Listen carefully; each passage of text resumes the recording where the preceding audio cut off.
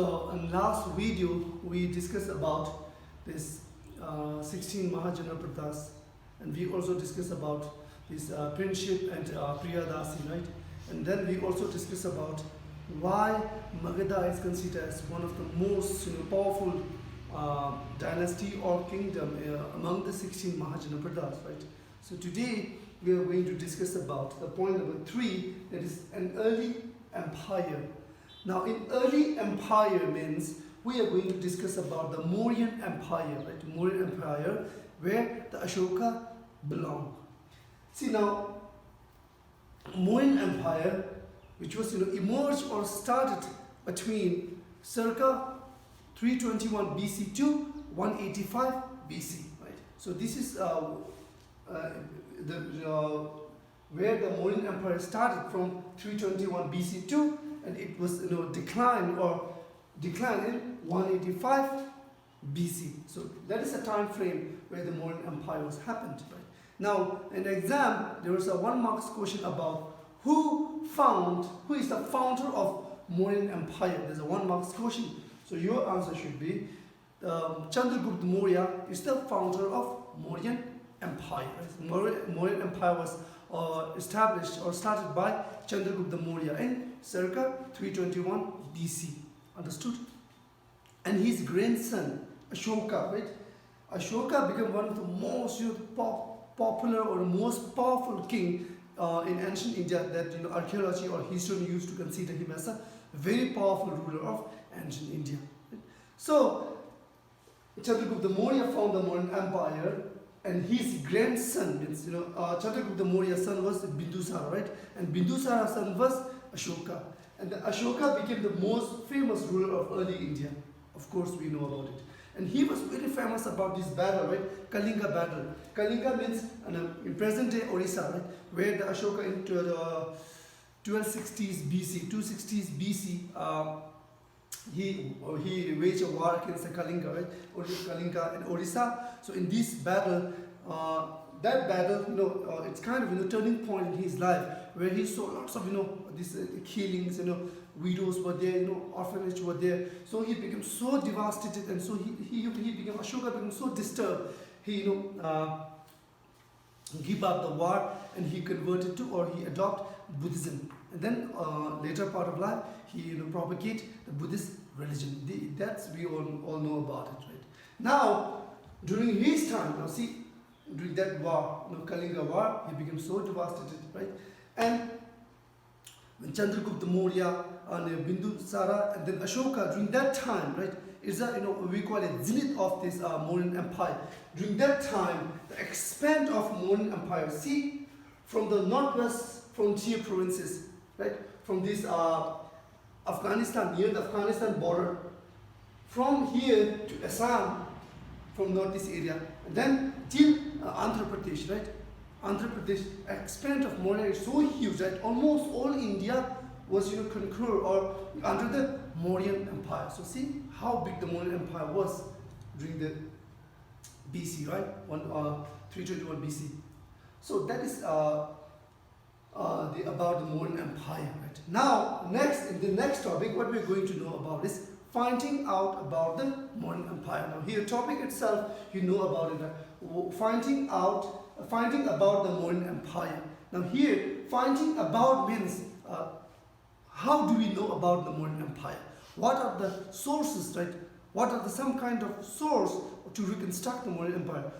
How historian or archaeologists know about the Mauryan Empire?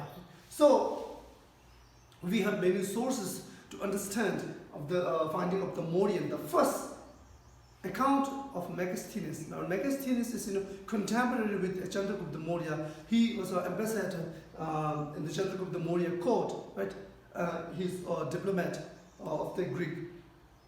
And his book, account here means his book Indica. In this book, it contained about the Mauryan Empire. It contained the history of Mauryan Empire, how the administration systems were done in the Mauryan Empire, how the society worked, and different story about the king were there in Indica. So Megasthenes' book Indica became one of the most important sources to know about Mauryan Empire. On that, Megasthenes was also considered, father of Indian history. He is considered as a father of Indian history, right? So this is all about Indica book help us to understand about the modern empire. The second source that we have is Arthashastra, a book wrote by this Chanakya, or we also call him Kautilya, right? This is a book of Indica, right? Wrote by the Megasthenes. And second book, we have Arthashastra, wrote by Chanakya, or we also call it Kautilya, right? The same person. Chanakya or Kautilya is the same person, right? In his book, he is a minister of Chandragupta Maurya, and his book contains about the modern history, just like same, right? Economic histories were there, and then social, and these rulings were there, wars were there, diplomats were there. So his book also considered as one of the major sources to study about the Mauryan Empire. Understood? And the third source, see, book of this book Arthashastra, wrote by the Chanakya or Kautilya. And the third source to know about the Mauryan Empire is Buddhist and Jain texts, right? Buddhist and Jain texts. Buddhist texts, as we know, right?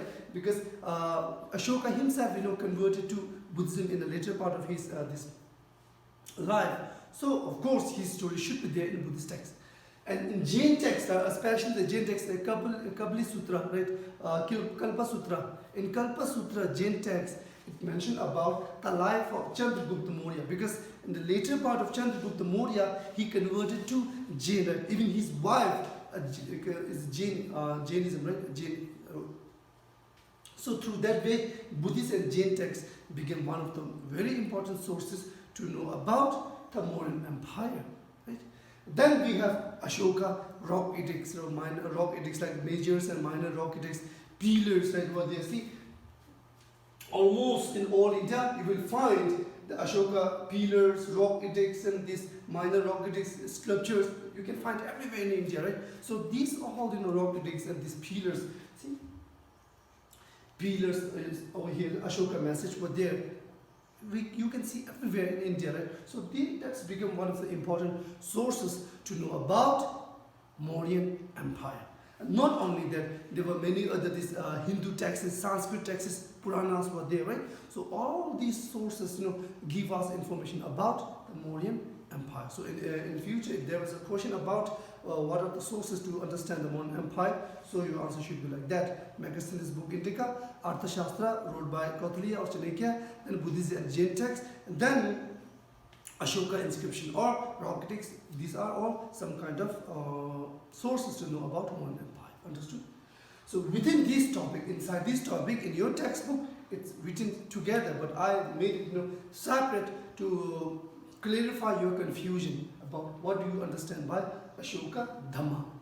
Sometimes that will be question also asked, what do you understand by Ashoka Dhamma? Now when the Ashoka Dhamma says, immediately in your brain or your mind, there's something to do with the religion, yes or no? See, Ashoka Dhamma is not a religion. Right? Ashoka never ever introduced a new religion. Right?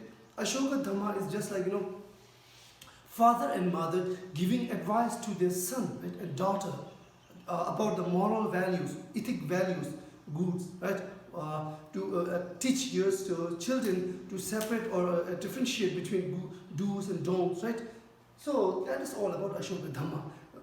Don't confuse with Ashoka Dhamma as a religion he introduced. No, Ashoka never introduced a new religion, right? That is Ashoka Dhamma is a kind of policy to administrate the empire, the huge empire. Understood? Now see, what is Ashoka Dhamma contain, right? Contain of Ashoka Dhamma contains. First, it contained respect to elder. Whoever older than you, you must need to pay respect. And then love for young, right? If you are elder, you have no right to exploit others, right? You need to show love or compassion, karuna towards the young, right?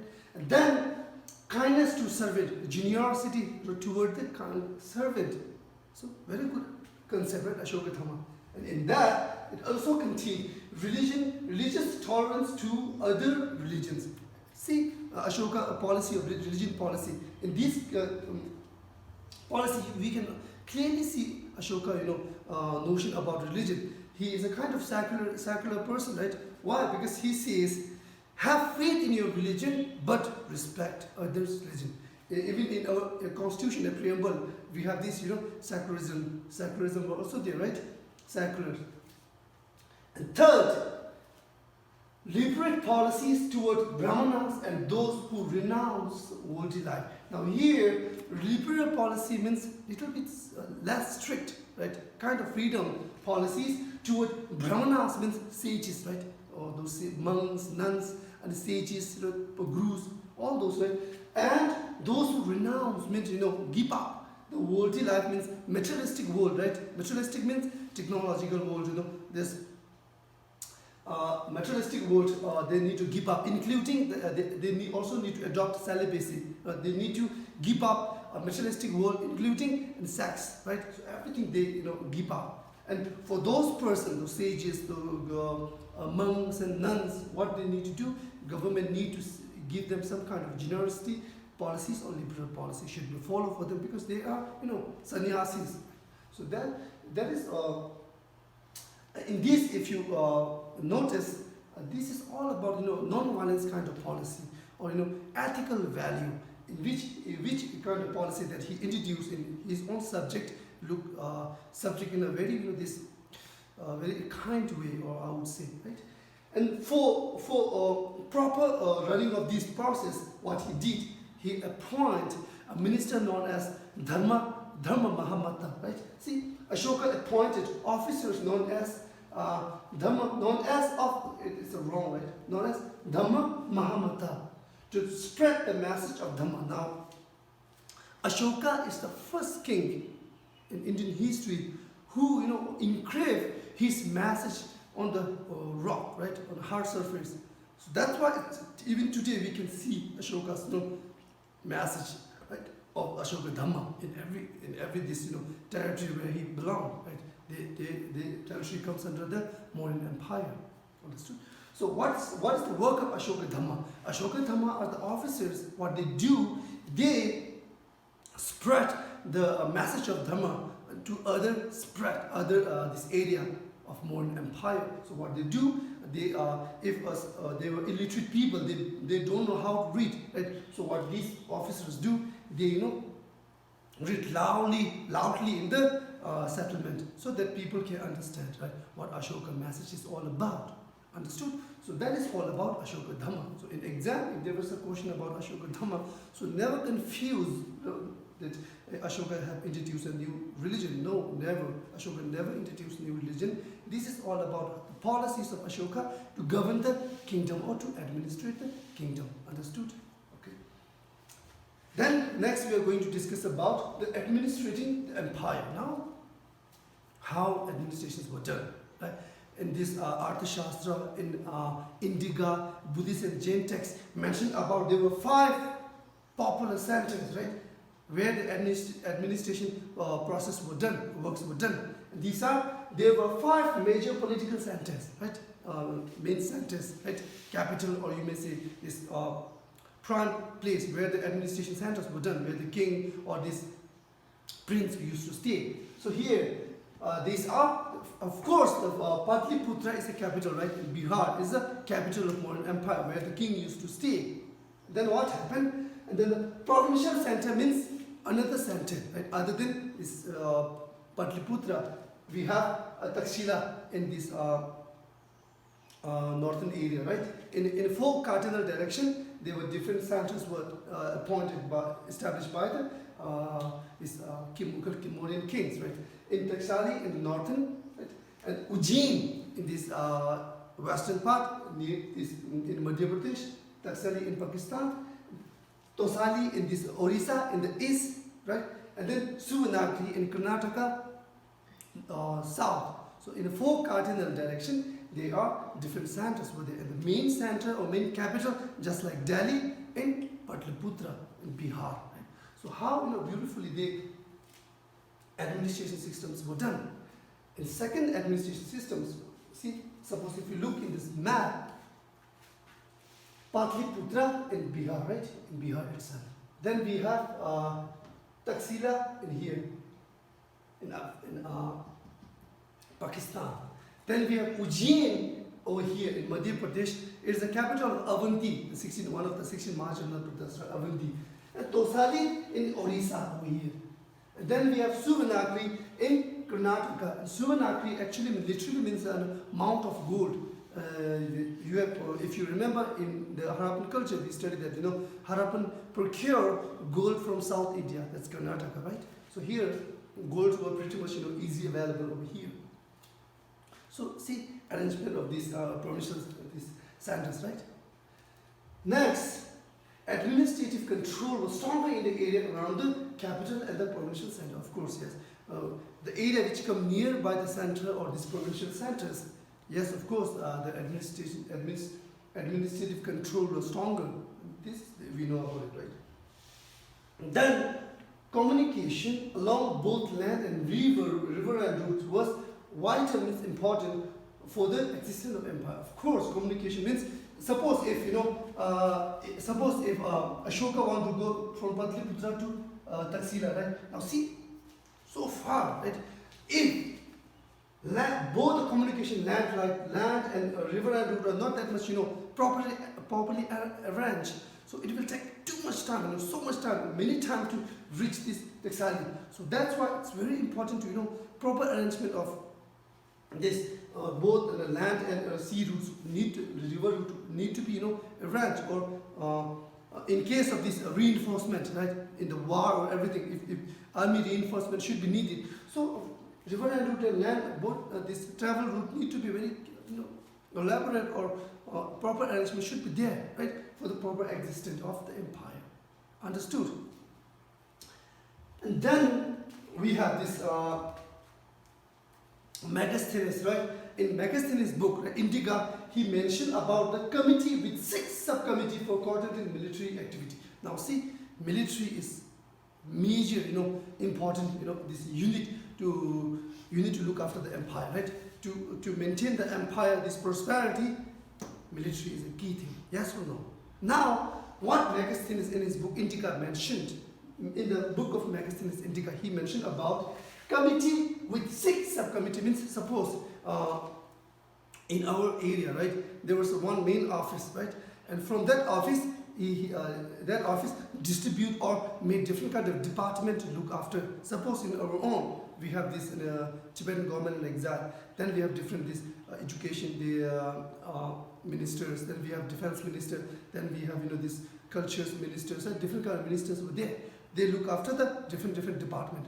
Just like that, in Megasthenes also mentioned about that kind of proper systems were there, administrative systems were there. What he said, there are 6 subcommittee, right? Head committee, under his 6 committee, they look after the military activity. Now, what are the 6 subcommittees? See, empires are huge, right? So, military committee should be needed in different provinces, right? There are 5 main provinces, right? We have Taxali, we have this Patliputra, we have Ujjain, then we have Tosali, then we have this Suvanagri. Different these centers have needed different subcommittees. Now 6 committees are first committee among the 6.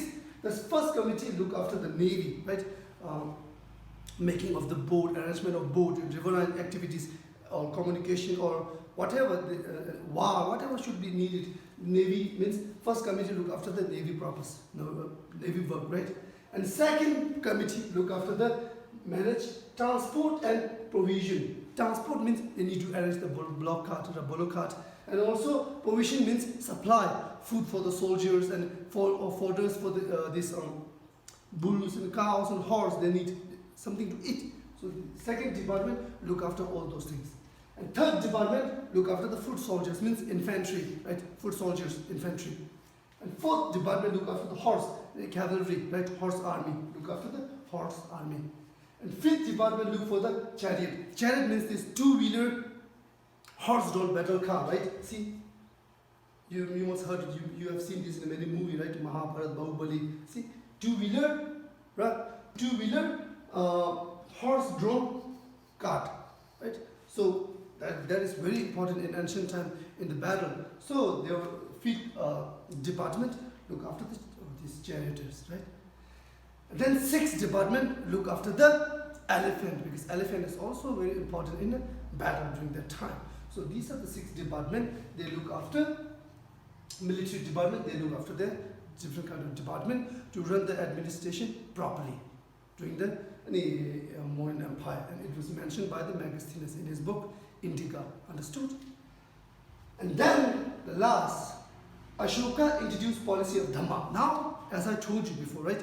Policy of Dhamma is nothing is just to run or to look or to administrate the kingdom or this empire in a peaceful, prosperity way. So Ashoka Dhamma play a very important role to run the country very calm and peaceful way. Understood? It is also very important administrative systems. Then, now why Mauryan Empire considered as very important in Indian history? Because during the 19th and 20th century, during the freedom struggles, right, many freedom fighters they took Ashoka as a source of inspiration to revolt against the English, right, during the revolt of 1857 and these freedom struggles, right, different kind.